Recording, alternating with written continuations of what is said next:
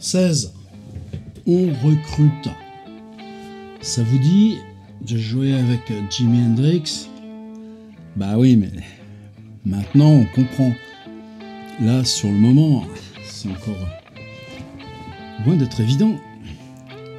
Et quand on se dit, c'est cette histoire-là qu'on doit raconter, même en essayant de faire au plus concis, au plus juste, avec tous les noms, les personnages, les hasards, les machins.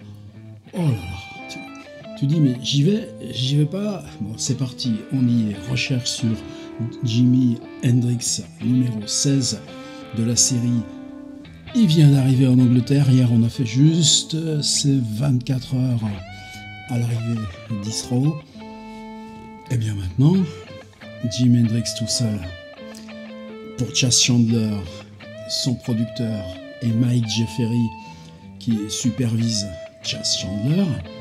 Il faut bien faire élaborer la machine. Et c'est pas si évident que ça. Par exemple, ce qui me vient moi bizarrement à l'idée, en regardant, en compilant tous ces trucs partout, c'est que Chas Chandler n'a pas vraiment d'idée.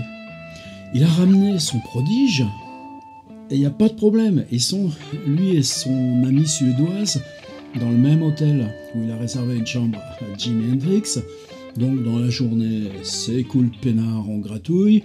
Et puis le soir, on va dans ce circuit de club, le Blaze, le Adlib, le Healing. Et donc, en quelques jours, Jimi Hendrix aura eu l'opportunité de jouer avec tout ce monde-là. Mais il est toujours une attraction de passage. C'est pas avec ça qu'on fait un disque. C'est pas avec ça qu'on fait des tournées. Alors les étapes.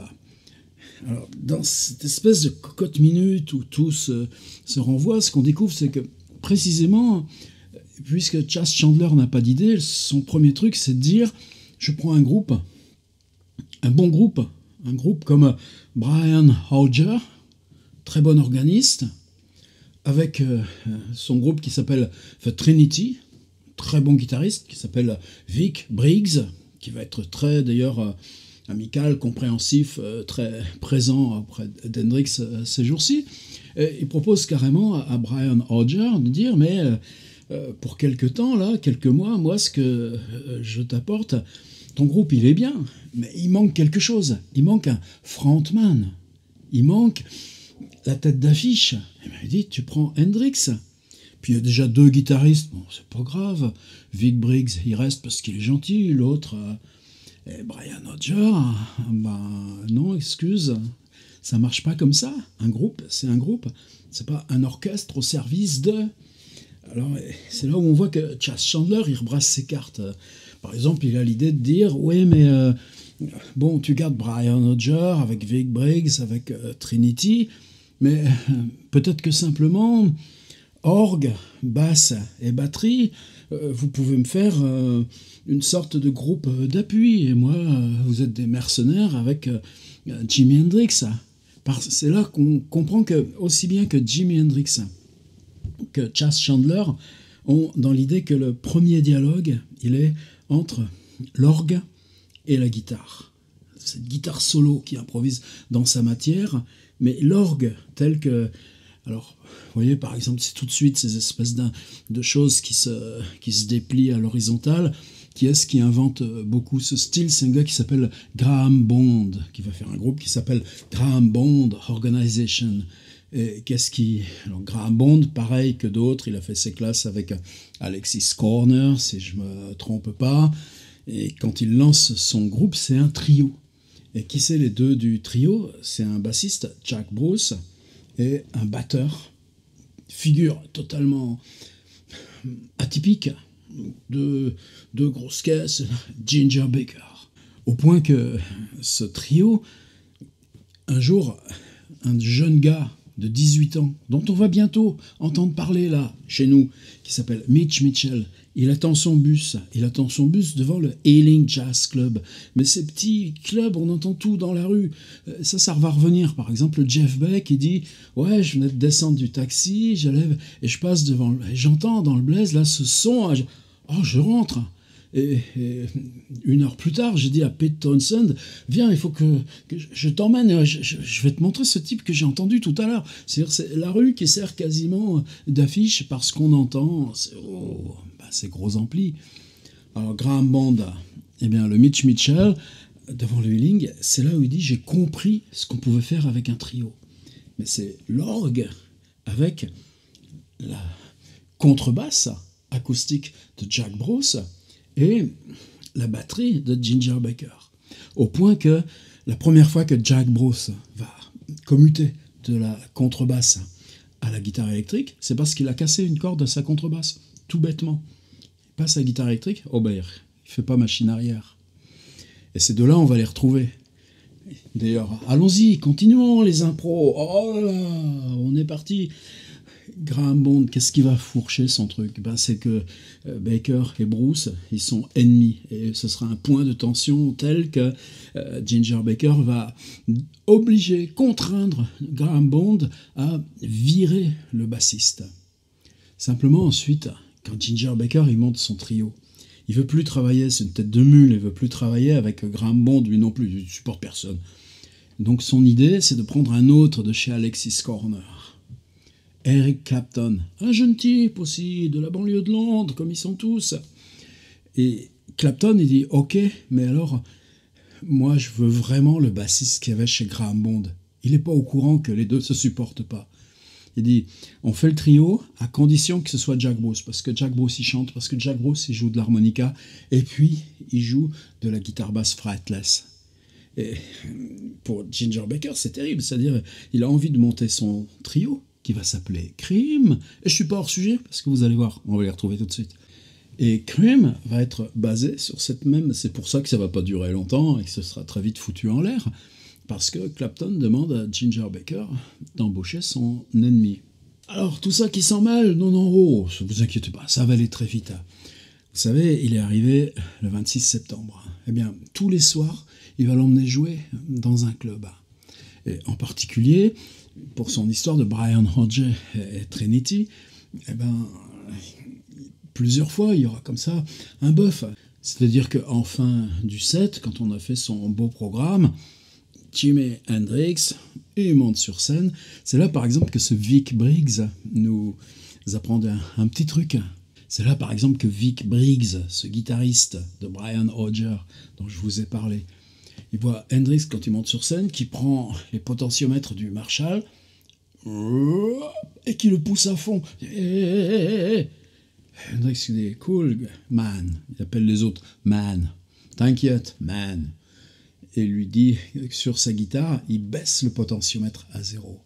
Et là, on a compris que Hendrix a déjà trouvé son système. C'est-à-dire que ce qui joue désormais, c'est autant la guitare que l'ampli, voire jouer d'abord de l'amplificateur. Qu'est-ce qui émet le son? Qu'est-ce qui crée la vibration? L'ampli. Et les Marshall, c'est 4 haut-parleurs de 26 cm, c'est des gamelles, on appelle ça. Eh bien, d'emblée, ça, ce sera à fond, et c'est des amplis à lampe. Donc les lampes, si tu as une surtension, ça claque. Et lui a le potentiomètre de la guitare presque réduit, mais ce signal très faible, quand il arrive sur une amplification chaotique, monstrueuse, à ce moment-là, il est toujours en interaction avec son amplificateur. Ça va être ça, sa marque. Et c'est pas encore le cas des autres. Alors, ce sera une histoire récurrente, les amplis brûlés, pétés, etc., etc. Hendrix, il a un rêve. Alors justement, dans l'ambiguïté de ce rêve, c'est quoi? C'est-à-dire des gars comme Clapton. Lui, des guitaristes, il connaît tous ceux de Chicago, Albert King, etc. Il connaît les maîtres de Clapton, des gens que Eric Clapton n'a jamais encore rencontrés. Simplement, Clapton, chez Alexis Corner, et maintenant qui vient de former ce trio, Cream, au niveau de Graham Bond, il a monté un cran dans l'échelle, et tout le monde s'extasie, on l'appelle Slow Hand. Et lui aussi joue sur Stratocaster. Lui, c'est Clapton, peut-être même plus qu'Hendrix, qui va imposer la Stratocaster comme une sorte d'orgue pour le pop-rock, le blues.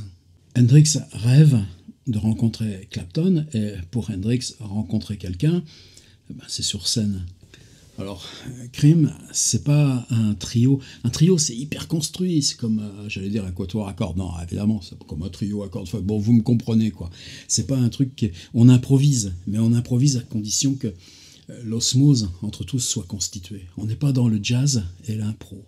Par contre, ils ont un petit concert. Ils sont encore dans la phase de lancement, dans une école polytechnique, enfin, c'est une école d'ingénieurs. Led Zeppelin aussi viendra en France jouer à Central, comme ça, une fête d'étudiants. Et là, Chas Chandler obtient de Ginger Baker, qui est le patron, que son prodige américain, l'attraction, The Wild Man of Borneo, celui qui a rencontré sur les routes tous les musiciens noirs qui sont eux leurs référents. Et celui qui joue comme ça, dans la folie, il n'est pas un concurrent, Jimi Hendrix.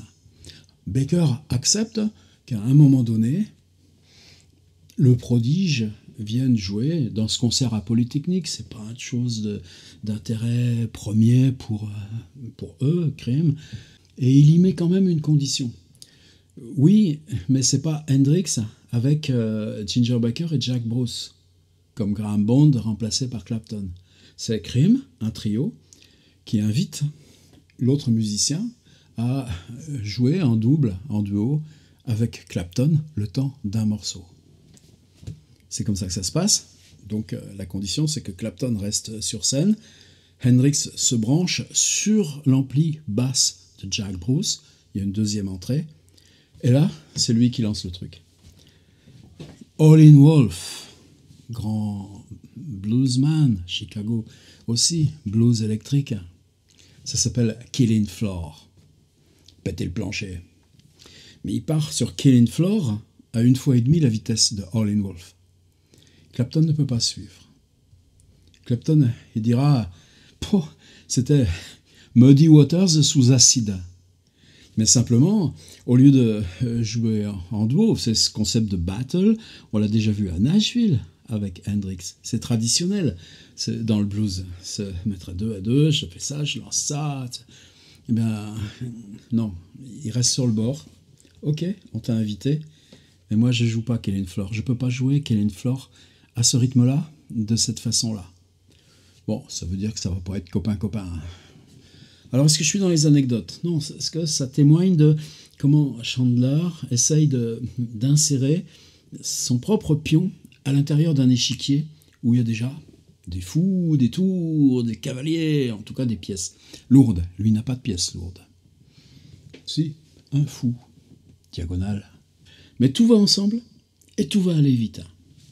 Par exemple, en gros le même jour, il reçoit le permis de travail qu'on lui avait refusé à l'entrée, à Heathrow, à la douane. Permis de travail, on est fin septembre, jusqu'à la fin de l'année. Bon, ça laisse octobre, novembre, décembre, ça laisse 3 mois pour se remuer. C'est la durée du visa touristique, mais en même temps, ça permet d'être légalement rémunéré si on fait un concert. Il y a un petit club, un de ces petits clubs qu'on trouve aussi dans le début des Rolling Stones, ça s'appelle Birdland. Alors c'est un truc, c'est minuscule, il se fait pub au rez-de-chaussée, et puis quand vous descendez à la cave, le basement, eh bien là, peut-être qu'on met 15-20 personnes, mais en tout cas, on peut jouer de la musique. Et dans la journée, ce local, alors ça doit puer la bière, ça doit puer la clope, ça doit puer... mais en tout cas, pour, je sais pas ce que c'est les tarifs, en général c'est 25 cents pour 1 heure, chose comme ça, eh bien on peut s'installer et répéter. C'est au Birdland que Chas Chandler s'installe pour dire à tel ou tel, tiens, passe, on va jouer, et on essaye.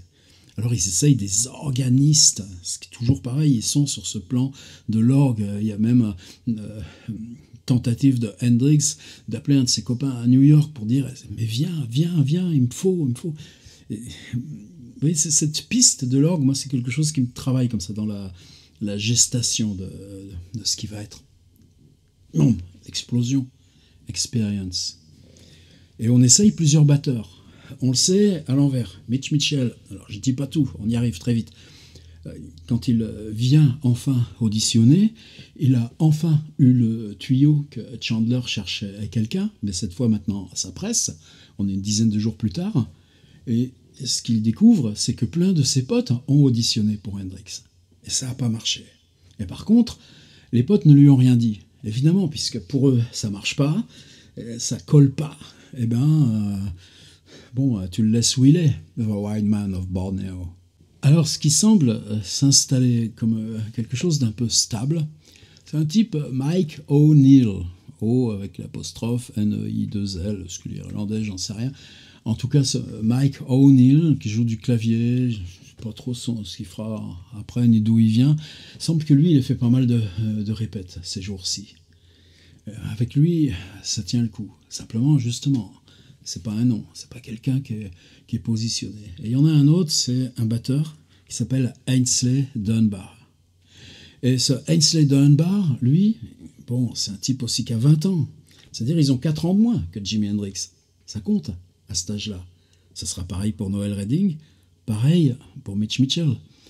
Aynsley Dunbar, il vient de faire ses classes avec Alexis Corner. Donc lui, il est repéré. Dunbar, vous savez qui était avec Alexis Corner. Et Aynsley Dunbar, pas de problème, il va faire son chemin. C'est un musico par essence, ça. Alors, dans le Birdland, c'est avec ces deux-là. Clavier, batterie, ça commence vaguement à s'installer. Ben, il faut un bassiste. Alors là, mais vous n'êtes pas forcé de tout apprendre par cœur. Vous savez que Chas Chandler, il vient d'arrêter les Animals, cette espèce de grande machine à succès avec la maison du pénitencier et des grandes tournées, mais en même temps une figure tellement liée à ce tout début des années 60 que ça colle plus. Il y a une grande figure dans The Animals, c'est Eric Burdon, et on est dans un moment où l'idée de groupe se personnalise, c'est-à-dire on revient à des figures. C'est le moment par exemple où Mick Jagger va prendre le dessus sur Brian Jones et Keith Richards, qui devient une sorte d'ombre ou de binôme, mais cette personnalisation, elle va marquer jusqu'à ensuite les David Bowie, etc. Et maintenant, ça s'appellera Eric Burdon and the New Animals.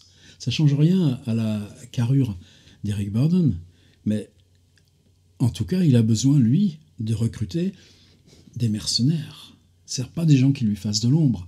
Pas un groupe qui chante Maison du pénitencier, mais Eric Burdon et son groupe. Et là, il y a des auditions qui sont annoncées dans Melody Maker, dans un journal pro, quoi. Pigez, mettez ça dans un petit coin là, et maintenant on descend. Vous voyez Calais, Folkestone, les falaises de Douvres, on est loin de Londres, on est dans la province. La musique, ça n'aime pas la province. Là, il y a une petite ville qui s'appelle Hys, je ne sais même pas comment on le prononce. H-Y-T-H-E.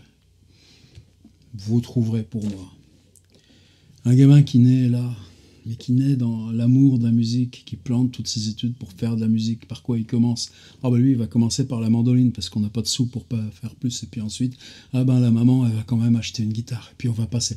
Bon, l'histoire de milliers de gamins, c'est ce qui fera Robert Plant et John Bonham à Birmingham, très loin de l'autre côté.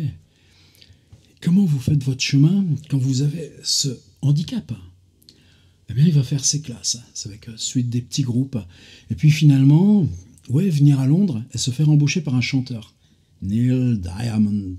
Et Neil Diamond, lui, on va sortir des disques, etc. Mais ils vont faire un groupe ensuite qui va s'appeler Loving King. Leur disque, ce sera 682 exemplaires vendus. C'est-à-dire que à chaque fois, ça tombe. Alors évidemment, pour nous, dans la littérature contemporaine, 680 ouvrages vendus maintenant, aujourd'hui, wow. Ouais, mais bon, ça pose des problèmes de l'industrie culturelle et tous ces trucs-là. Par contre, avec Neil Diamond, ça marche pas en Angleterre? Qu'est-ce que tu fais? Eh bien, l'équivalent de ce que Hendrix s'est tapé avec le Shetland Circuit. C'est quoi le circuit? C'est quoi l'équivalent pour les Anglais? Prenez les 4 zigotos de Liverpool. Où est-ce qu'ils sont partis en 62? À Hambourg. Pourquoi à Hambourg? Il y a les bases américaines. Et puis là, dans les salles de cinéma, tu dors là, par terre, et puis tu joues des heures et des heures et des heures. Et bien Noel Redding part en Allemagne avec Neil Diamond. Et là, Pourquoi on va apprendre? Parce que Neil Diamond and the Loving King, c'est pas ça qui brasse les foules. Par contre, t'es le musico sur l'estrade, et si le morceau en titre, c'est Love Me Do des Beatles ou le Satisfaction des Stones, ben, il va falloir que tu le joues. Alors, est-ce que c'est du détail? Ben, je crois pas. C'est-à-dire que Noel Redding, au bout d'1 an et demi d'Allemagne, il est cuit. Ce qu'il dit, c'est que même nos doigts se déformaient. Même nos doigts, c'était plus que de la corne. Et on était fatigué. Et il n'y a pas de perspective à ce truc-là. Est-ce que c'est ça que tu veux faire de toute ta vie? Alors il rentre de Londres et il redescend chez maman, à If, au bord de la mer, près de Folkestone, face à Calais et les falaises de Douvres. Au point que, pour lui, il a tenté d'être musico, et non, ça n'a pas marché, c'est foutu. Alors, il a d'autres idées quand même. C'est-à-dire, il se dit, bah ouais, tu vois, la guitare, t'en as partout des guitaristes. T'en as partout des bons guitaristes. Je veux être guitariste, il y en a à l'appel. Ça marchera jamais plus que ce que j'ai pu faire. Alors, il se dit, je vais apprendre la batterie. Son idée, enfin, en Allemagne, tout ça, tu sais, dans ces groupes, on fait comme on peut, tu vois, bam bam, ben, il en jouait régulièrement de la batterie. Donc, il descend à Londres en se disant, peut-être je vais trouver un job de batteur. C'est plus rare, les batteurs. Et c'est même pas en venant à Londres ou avant de partir, c'est en arrivant à Londres que, en attendant, ou boutique de musique, dans Melody Maker, il voit cette annonce, Eric Burdon, The Animals, une agence qui s'occupe de ça, une agence de prod, dépend aussi de Jeff Ferry, Harold Davidson Agency. Les auditions, c'était le jour, c'était l'heure, vous vous présentez. The Animals, c'est quand même un gros morceau. C'est le même type qui joue maintenant avec Brian Auger, Vic Skiggs ou je sais pas quoi. On peut pas le relayer comme ça du jour au lendemain. Ben, il tente l'audition des Animals. Burdon lui fait comprendre tout de suite que non, le guitariste dont il a besoin, il faut que ce soit un gabarit. Il y a Chandler, il est là. Écoute, est-ce que tu sais jouer de la basse? Noel Redding n'a jamais joué de basse. On cherche un bassiste. Ben, ça fait rien, je vais essayer. Et c'est comme ça qu'il se retrouve à Birdland. C'est-à-dire que Chandler, il avait son nez, il était venu lui aussi dans les auditions. De toute façon, c'est son ancien groupe. De toute façon, il reste ami avec Eric Burdon. Mais dans tous ces types qui sont venus, puisque lui cherche à recruter, ben celui-là, il l'a chopé. Ça, c'est obscur, c'est mystérieux. Tu recrutes un bassiste, qu'est-ce qui fait que tu emmènes avec toi, pour une audition, évidemment, ça ne tire pas à conséquence, un type qui n'a jamais mis ses mains sur une basse. Bon, lui, Chas Chandler, il a ses Gibson, il en prête une. Ce qu'il dit de l'audition, c'est qu'ils ont joué 4 morceaux. Ils ont joué Hey Joe, ils ont joué du blues, mais que Hendrix n'a pas chanté. De temps en temps, il fait des trucs en yaourt, comme ils disent. Il dit même que Chandler pousse tellement Hendrix à chanter qu'il a du mal à supporter la main. Ça se passe bien, ça se passe pas bien. Il n'a jamais joué de guitare basse. Par contre, ensuite, ce qu'il dit, c'est qu'ils vont au pub. On lui paye une bière. Et que là, avec Hendrix, sur quoi ils accrochent? Hendrix lui dit Hendrix, à ce moment-là, les cheveux, c'est encore ce dont on parlait à New York. Il a ses petites frisettes en plastique, ses cheveux sont lisses avec des bouclettes. C'est très sage, les photos de Hendrix, juste là, dans cette première période. Et la tronche de Noel Redding, et lui dit ces petits êtres très nerveux, tu me fais penser à Bob Dylan. Et effectivement, pour Hendrix, son truc à lui, qui n'est pas celui de Londres, il y a le blues, d'accord, mais la figure du barde, du sens, c'est Dylan. Il y a aussi un élément que rapporte Noel Redding, qui rapporte ce que lui a dit Jimi Hendrix, peut-être justement ce qui tient du Chitlin Circuit. C'est-à-dire qu'il lui dit rien sur son jeu. Juste, ce qu'il dit Hendrix, c'est t'apprends vite les accords. Ça veut dire que ce qu'il a testé, c'est que ce type qui jouait probablement sur une basse accordée comme une guitare, une octave en dessous, ou une quinte en dessous, donc en gros il rejouait des riffs, mais comment il a commencé Hendrix au tout début des Rocking Kings? Eh bien il avait une guitare et il faisait des plans de basse sur une guitare. Ça le déboussole pas, quelque chose comme ça. En plus, il sait ce qu'il veut du bassiste. C'est un moment où émergent les grands bassistes. J'ai parlé de Jack Bruce, il y en a aussi un autre, c'est John Paul Jones, qui un an après va former, enfin un an et demi après, intégrera Led Zeppelin avec Jimmy Page, mais qui est un session man, quelqu'un qui arrange, qui joue en studio, qui joue de l'orgue aussi. Il est très institué dans le métier, marié, 2 enfants, mais on commence à savoir ce que c'est, ce qu'on peut faire avec une basse électrique. Ça finit comme ça. Point important, Noel Redding obtient de Chas Chandler qu'il lui paye 25, quoi, c'est pas des shillings, des quarters, des machins, enfin de la petite monnaie quoi, juste pour qu'il reprenne son train, parce qu'on lui a dit reviens demain, faut qu'on rejoue. Le lendemain, il revient, Noel Redding. Il arrive au Bard et il n'y a personne. Bon là, tu penses que c'est foutu le truc quoi. Mais il n'est pas content évidemment.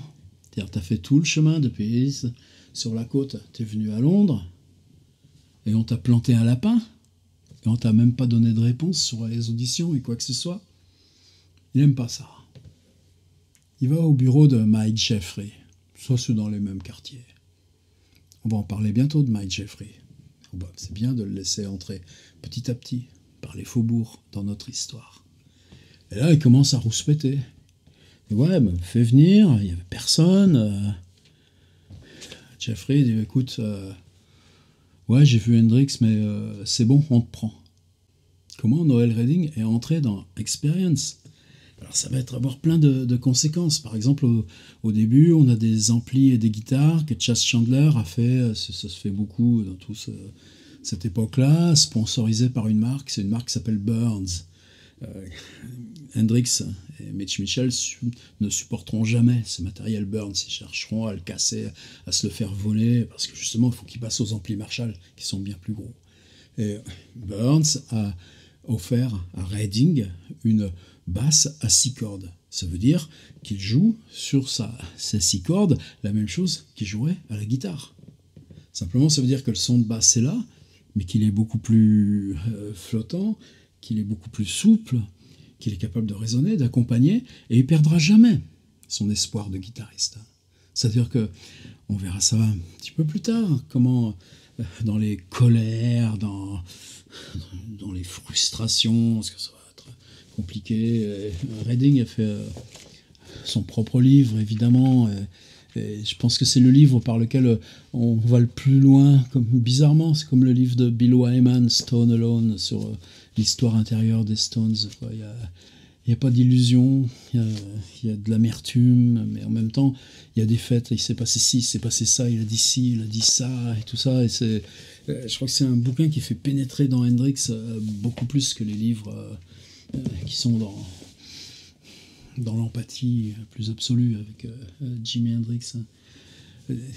Combien de fois on verra des concerts où Redding jouera la guitare, et il jouera la guitare très influencé, évidemment, par cette espèce d'appropriation intérieure du son qu'ils font ensemble avec Experience. Chacun capable, en gros, de jouer les parties de l'autre. Et où Hendrix, par contre, toujours jouera de la basse. Comme plus tard dans son studio, il jouera de la basse. C'est un instrument qui, pour lui, a une voix, fait partie du monde de la guitare, indissolublement. Donc on aura toujours ce petit jeu d'opposition, alors même que, dès le départ, Redding sait que c'est Jimi Hendrix Experience, et qui sera toujours un des éléments du trio. Prenez les premières photos, la tête de Jimi au centre, et 2 visages plus petits en arrière. En tout cas, voilà comment on a recruté le bassiste. au Blaze, ce club qui est un peu plus grand, qui est un petit peu le club phare, référence pour ce swinging London et la musique pop. Et c'est pas du flan, c'est-à-dire que là, on va être le 3, le 5 octobre, c'est-à-dire à peine une semaine après son arrivée, il a déjà rencontré McCartney, il a déjà rencontré Lennon, déjà rencontré Brian Jones, et déjà rencontré Mick Jagger. On le sait même par Marianne Faithfull. Le soir où il est avec Jagger et Faithfull, il se penche sur Faithfull, il lui dit « Tu vas vraiment rester longtemps avec ce navet ?» Bon, la relation avec Jagger, ce sera comme avec Clapton. Elles sont mises dans le paysage à distance. Quand bien même il n'a pas entendu, ça se pige à peu près, cette histoire-là. Eh bien, ce soir au Blaze, une fois de plus, Jimi Hendrix monte sur scène et joue son numéro avec les dents, guitare derrière la tête. Dans la salle, il y a un type qui n'est pas anglais. Il s'appelle Johnny Hallyday. C'est un chanteur, non, belge. C'est important parce que, peut-être si vous avez suivi l'histoire de Led Zeppelin, c'est un autre qui s'appelle Eddie Mitchell qui commence le premier à venir enregistrer à Londres. Et il y a ce Jimmy, je sais plus quoi, qui est vraiment l'as des studios, celui qui fait la musique pour tout le monde, Jimmy Lonegan ou je sais pas quoi. Et c'est ce Jimmy-là qui, étant débordé de boulot, donne une part de son boulot à Jimmy Page et qui fait que Jimmy Page se fait les dents. Jimmy, mais en tout cas, il est homme de session et de studio. Et c'est lui qui hérite de Johnny Hallyday. Ça veut dire que le gars arrive avec ses chansons et toi, tu es responsable du son américain, que ça tombe avec la production, la basse, les batteries, les multipistes, et tout ça. Et ce que Johnny Hallyday enregistre, c'est une chanson qui s'appelle « À tout casser ». Allez la voir, allez réécouter « À tout casser », c'est facile. Et vous verrez ce que joue Jimmy Page derrière. C'est les accords de Wall Lotta Love. C'est-à-dire que la musique qui va signer celle de Led Zeppelin, comme Hendrix invente sa musique en jouant pour Little Richard, eh bien, Jimmy Page invente sa musique dans ce qu'il offre à la production des autres. Et je crois qu'il y a une grande sincérité de ce Johnny qui n'a peut-être pas inventé la poudre. C'est-à-dire qui reconnaît à l'instinct, quoi. Là, il y a quelque chose. Et il y a une générosité parce que on est ensemble, de toute façon, tout ce petit monde. C'est dire, moi là, je joue pendant 15 jours en France. Viens, tu me fais les premières parties. Et là, c'est quelque chose moi, qui me reste aussi dans la tête. Il n'y avait rien d'obligé. Il y a des tas de gens en France qui font des trucs super. C'est pas simplement, c'est pas l'homme sauvage de Bornéo. Évidemment, pour Johnny, le côté attraction, c'est pas neutre. C'est-à-dire une première partie ultra brève, 25 minutes. Mais dans ces 25 minutes, je ne sais même pas si c'est pas un quart d'heure très souvent. Cette démonstration, ce feu de la guitare, c'est ce qui prépare l'arrivée de l'homme célèbre. Et ses grandes chansons, son blouson de cuir, et lui aussi, équipé de sa guitare électrique. Donc, c'est pas inintéressé. Je suis persuadé quand même que ce geste-là, il n'avait pas besoin de le faire. Quelque chose, ce type qui vient du fond là, de Nashville, de Seattle, et qui joue de cette façon, en gaucher, je te donne aussi le petit morceau de chance que moi je peux te donner. Et là, par contre, pourquoi j'en parle tout de suite ?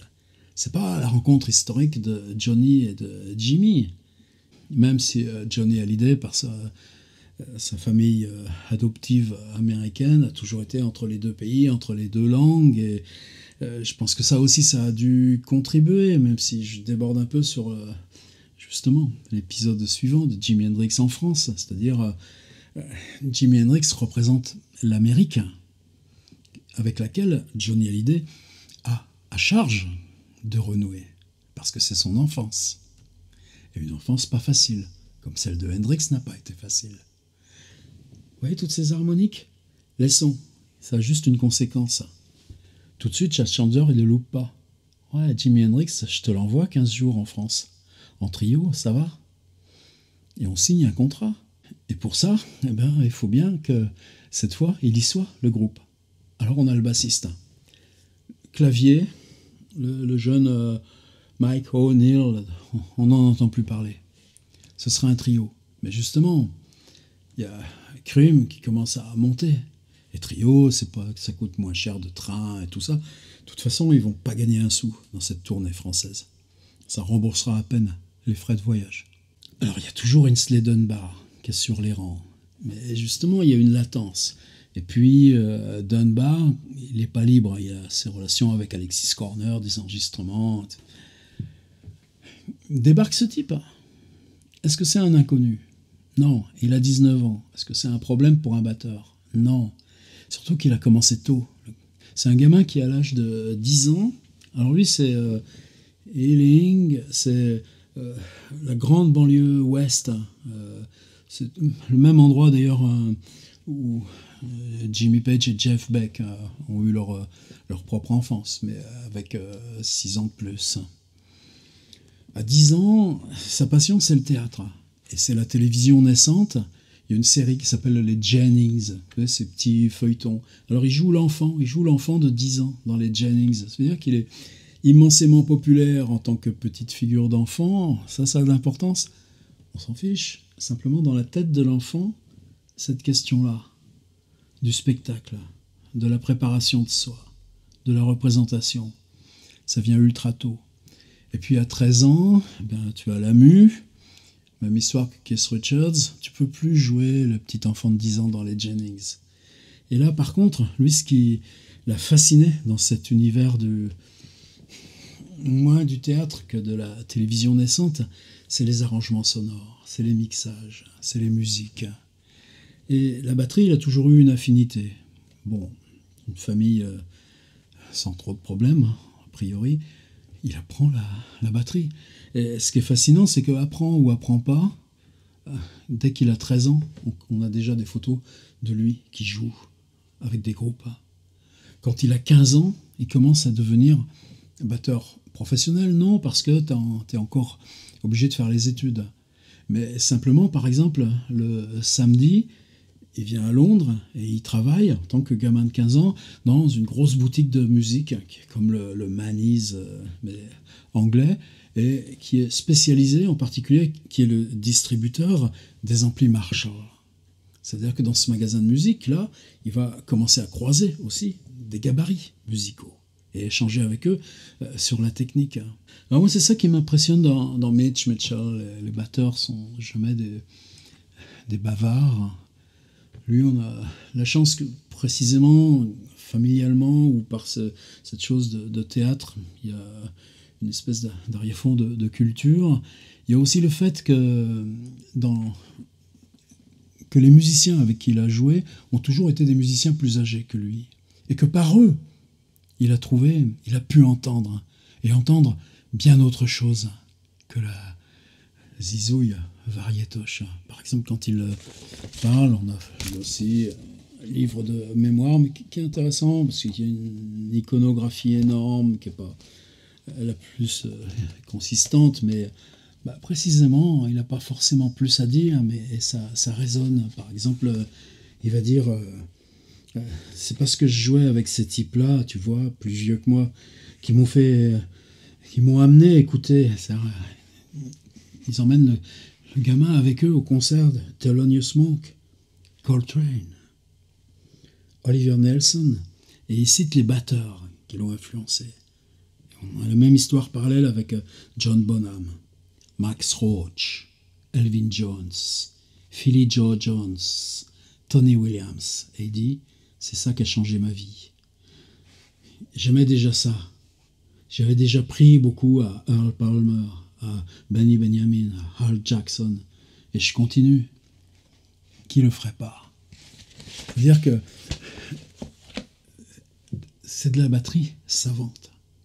Une batterie qui se nourrit à ce monde du jazz, ou les Mingus, que paradoxalement, dans la dernière année Hendrix à New York, avec Miles Davis et d'autres, ils vont retrouver. C'est ça qui va leur ouvrir leur propre horizon. Donc Mitch Mitchell, c'est pas un gamin de 20 ans qui arrive juste parce qu'il sait bien faire ces trucs-là. D'ailleurs, il dit, mon problème en studio, c'est que je pouvais pas lire la musique. Je savais pas faire un triolet. Alors ces 2 dernières années, de ces 16 ans, une fois débarrassé de l'école au plus vite, jusqu'à là, les 18 ans ou les 19 ans, maintenant qu'il les a. Alors dès qu'il a eu ses 17 ans et que l'école c'était plus obligatoire, il était embauché par une célébrité, un claviériste, un pianiste qui s'appelait Georgie Fame. Apparemment c'est pas un pseudonyme, Fame. Et Georgie Fame faisait le backing band, faisait l'orchestre d'un chanteur qui lui aussi a eu son succès, qui s'appelait Billy Fury. Billy la Furie, Billy la colère. Là, je pense que c'était un pseudonyme. Alors, ce qui est marrant, c'est que son groupe s'appelait Georgie Fame and the Blue Flames. Flames. Mais rappelez-vous, à New York, au Café Wa, c'était Jimmy James and the Blue Flames. Ce qui fait que Mitch Mitchell va passer du Georgie Fame and the Blue Flames au successeur. Ce qui fait que, en fait, Mitch Mitchell, qui vient d'être viré par Georgie Fame and the Blue Flames, là, du jour au lendemain, il se pointe pour toucher sa paye. Il le raconte, on venait toucher notre paye tous les lundis parce que on était payé suivant le nombre de concerts, mais il y avait une péréquation hebdomadaire, etc. Donc je venais toucher, puis en plus, bon, c'est des gens qui faisaient de l'argent, ça allait. Il était batteur professionnel déjà, à 19 ans. Et puis on dit, non, le groupe n'existe plus, fini, débrouille-toi. Il n'a même pas eu son salaire. Eh bien, il va passer de Georgie Fame and the Blue Flames au musicien célèbre pour son groupe Jimmy James and the Blue Flames. Et c'est là que, maintenant qu'il vient pour cette audition avec Jimi Hendrix, eh bien, il est dans une phase, lui, totalement libre. C'est-à-dire, il vient d'être viré de Georgie Fame, et que Georgie Fame, qui a eu un grand succès avec une chanson qui s'appelait Oh yeah yeah, oh yeah yeah, tout ça, vous pouvez le retrouver facilement sur YouTube et tout. Je peux juste pas le mettre là, dans cette vidéo, tout de suite, ça les bloque et tout ça, c'est pénible. Il descend lui aussi, au Birdland, batterie empruntée. Et c'est ça qui est un petit peu aussi qui pose question, c'est que ils disent on va jouer 2 heures, mais en 2 heures on va faire 4 morceaux. Et Hendrix lui dit rien. C'est-à-dire, il dit sa surprise à Mitch Mitchell, c'est que ce type qui, a priori pour lui, il est même pas surpris. C'est-à-dire quand on répète, c'est de la technique, de la guitare, etc. Mais en répète, tu vas pas faire le feu habituel. Donc il dit, bon, c'était vraiment un grand guitariste, un bon guitariste, il avait du plaisir à partir là-dedans, mais il ne me donnait aucune indication. Je lui disais, mais ça, tu le veux plutôt comme ferait Ginger Baker, ou plutôt comme Buddy Rich? Non, il répondait pas. Et ce qu'il dit aussi, c'est que, bon, revient une 2e répétition, revient pour une 3e répétition. Il dit, on commençait à se libérer, c'est-à-dire à mesure que je comprenais comment il improvisait, moi je désapprenais. C'est-à-dire, là j'avais toujours été jusqu'ici dans un métier avec des choses calibrées, des morceaux hyper précis, balisés, où tu n'as pas le droit, à ce moment-là c'est ça. Là, je le suivais, et je pouvais apprendre à laisser aller les choses comme lui les faisait marcher sur les chemins de traverse. Et en même temps, il dit qu'à la 3e répétition, c'était ça qui était dur pour lui, parce que il sentait que ça collait pas, quoi. Il demandait, mais quelle direction, qu'est-ce qu'on cherche, qu'est-ce qu'on veut faire? Et ouais, mais entre-temps, il y avait eu Johnny Hallyday. Et Chas Chandler, la négociation avec Mitch Mitchell, alors la légende veut que Mitch Mitchell, Ainsley Dunbar, Hendrix ne savait pas choisir. Ça veut dire que d'un côté, il y a Dunbar qui était déjà peut-être plus ancré dans ce côté Alexis Corner, le côté expérimentation, le côté rapport du blues, du jazz et tout ça. Et puis de l'autre côté, ce jeune type foufou, passionné de jazz, mais qui avait une expérience avec un groupe finalement très calibré. Par contre, il avait déjà l'expérience de la tournée, de la scène. Ça veut dire qu'il est solide. C'est-à-dire que s'il se passe quelque chose, il réagit, il assure. Peut-être plus que Ainsley Dunbar. Même chose que pour Noel Redding après ses 2 ans d'Allemagne. C'est-à-dire que vous voyez, ce côté de la tournée de la route réarrive même avec ces 2 types de 19 et 20 ans, avec celui de 24 ans qui les embauche. Chas Chandler dit que ce soir-là au pub, ils ont pris pièce de monnaie, shilling, puis ils ont joué à pile ou face. Et c'était Mitch Mitchell. Vrai ou pas, c'est pas une grande importance, on peut les croire. C'est une indécision parce que le pari était plus difficile à faire avec Mitch Mitchell, et ça s'est pas révélé aussi vite qu'avec Dunbar. Ça se mettait en place, mais ça se mettait en place selon des schémas qui étaient déjà un peu calibrés. Et je crois que c'est ça, ça a duré que 10 jours, mon affaire, on recrute. Mais vous voyez, tout ce qui peut se mêler dans ces moments-là. Et Johnny a l'idée, c'est-à-dire que la semaine d'après, on prend le ferry à Douvres, tout près de chez Noel Redding, et on traverse pour Calais, et on prend le train, et on rejoint la tournée de Johnny pour jouer un quart d'heure en ouverture du grand savant maître. Alors Mitch Mitchell, c'est ce qu'il dit, c'est-à-dire, moi je disais à Chas Chandler, si c'est pour 2 semaines, franchement, ça m'intéresse pas, est-ce que on s'engage ou on s'engage pas? Donc la conscience aussi que Hendrix, il y avait quelque chose qui démarrait. Et Chandler, lui, qui dit bon, là, moi, je signe pour 15 jours parce que c'est la semaine prochaine que vous partez, que vous jouez. Et on joue quoi? C'était la terreur, là, de Mitch Mitchell. C'est-à-dire, on se retrouve en répétition, donc à 3 pour la première fois. Noel Redding, basse, sur une guitare 6 cordes, accordée en basse. Enfin, une basse à 6 cordes dont il se sert comme d'une guitare. La preuve que je dis pas des bêtises, une de ces répétitions, ça se basse. Et la preuve que je dis pas des bêtises, une de ces répétitions, même dans ce temps extrêmement serré, ça se passe avec un gars qui s'appelle Dave Knight, un bassiste, mais un bassiste de chez les bassistes. La preuve, il va bientôt être dans un projet qui s'appelle Procol Harum. Et Procol Harum, non seulement ça s'écoute toujours, encore, fort, mais Hendrix appréciera énormément ce que fait Procol Harum. Et il n'est pas question de virer Redding, parce qu'il y a déjà cette relation entre les 2 types. Ah ouais, t'as les cheveux comme moi, toi t'es dans le plan Dylan. Il y a quand même ça qui est mystérieux, qui n'est pas la musique.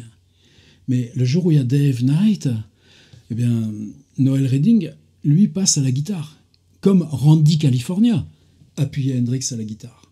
C'est-à-dire un jeu où une guitare frontman et guitare à l'arrière, c'est ce que Chas Chandler pensait au départ en demandant à Brian Hodger si on pouvait faire un deal ensemble.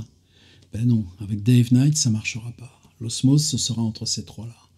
Et quand on se retrouve pour la première fois, on va jouer Midnight Train. Et là, c'est Mitch Mitchell qui dit « Écoute, je viens de faire 2 ans avec George James. Midnight Train, je l'ai joué pendant 2 ans. Je ne le jouerai plus jamais. » Ça veut dire qu'on est en répétition. Alors, c'est pas un problème parce qu'il y a Hey Joe qui commence à monter. Et c'est Hey Joe qu'on jouera. Puis ensuite, on jouera Killing Floor ou My Train is Coming. Mais on n'a pas de répertoire. Ça tombe bien, on n'a pas besoin de répertoire. Mais les 3 vont partir simplement sur le fait que, répertoire ou pas, ça n'a pas une si grande importance. Je finis. Jimi Hendrix Experience est né et 10 jours, moins de 10 jours, se sont passés. Ça n'a pas empêché tous ces arbitraires. Et c'est pas un hasard si ceux qui viennent et qui s'engagent avec Jimi Hendrix ne sont pas ceux qui sont déjà dans les clubs de Londres. Là, on voit la résistivité. Et il y a la différence d'âge. Le gars de 24 ans prend 2 gars de 20 ans pour venir avec lui. Comme Randy California. Il est beaucoup plus jeune que lui. On se retrouve chez Mike Jeffery. Je vous en ai même pas parlé du coup de Mike Jeffery. Il est né en 1933. Ça fait une dizaine d'années de plus que Hendrix. C'est un gars qui a commencé des études, mais c'était pas son truc. Alors il est devenu militaire. Puis militaire, il s'est trouvé... Bon, c'était plus la guerre déjà, mais c'était l'après-guerre. Donc t'as des histoires de logistique, des trucs de base en Allemagne, des trucs... Et puis t'as l'affaire de Suez. Et là, il est balancé en Égypte. Enfin, ça va durer 4 ans. Apparemment, il est versé dans les services secrets, les services opérationnels. On sait jamais trop... Ce truc-là, on n'est jamais bavard sur ça. C'est un peu la même chose qu'avec quelqu'un qui lui est aussi proche, c'est Peter Grant. Peter Grant, c'est le 5e Led Zeppelin. Jeff Ferry, c'est quelqu'un, les photos, il n'est pas grand, il a toujours ses lunettes noires, il est très timide, il ne parle pas. Tout le monde dit qu'il est d'une grande politesse, tout le monde s'entend très bien avec lui. Il dit qu'il était très amical. Mais en affaires, c'est un dur. Et c'est quelqu'un qui, après ces 4 ans sur le canal de Suez, dans les services opérationnels ou le service de renseignement, on ne sait pas, on ne le saura jamais, fait sa carrière en disant « Tu veux réussir, mon pote ? T'as rien pour réussir. » Petite une demi-solde de militaire en retraite. Eh ben, fais ça comme tu faisais sur le canal de Suez.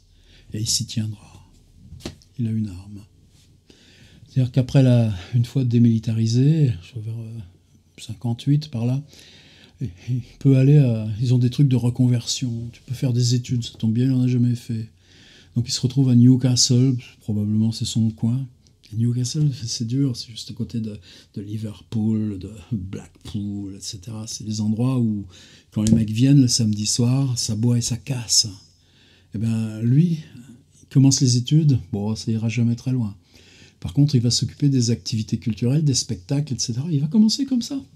Organisateur de spectacle. Et de là, il comprend qu'il y a un truc. Et ben, il s'achète un club. Il rachète un club où justement, il y a la casse, il y a le bazar, il y a les bagarres. Mais simplement, tu fais venir les groupes qui craignent pas la bagarre, et puis, t'encaisses, et t'organises, et puis la recette, et puis le truc, et tout ça. Il apprend son métier comme ça. Et de là, il passe à Londres. Et de là, il change de niveau, petit à petit, lance Animals et tout ça. Et c'est Jeff Ferry et Chandler qui reçoivent Jimi Hendrix, Noel Redding, Mitch Mitchell, et qui mettent les papiers sur la table. Voilà les gars, vous partez en France demain matin, on vous a préparé les contrats à signer. Jeff Ferry et Chandler se prennent 20%. Point à la ligne. Il y a de la musique, il va y avoir des disques, tu signes, vous aurez 2,5% sur les disques. Et ça aussi, ils ne se rendent pas compte qu'ils se pourrissent eux-mêmes le truc. Personne ne peut prévoir. Comme avec le Edge Alpine et le contrat qui va bientôt revenir dans la danse. C'est-à-dire que très très vite, dès après le premier disque, Hendrix sait que Chas Chandler l'a escroqué. C'est-à-dire qu'il sait que pour lui, trouver sa liberté, eh bien, c'est tuer le père. C'est-à-dire éliminer celui qui t'a fait venir à Londres, qui t'a donné les moyens du Jimi Hendrix Experience, mais qui en même temps t'a arnaqué de façon la plus méprisable.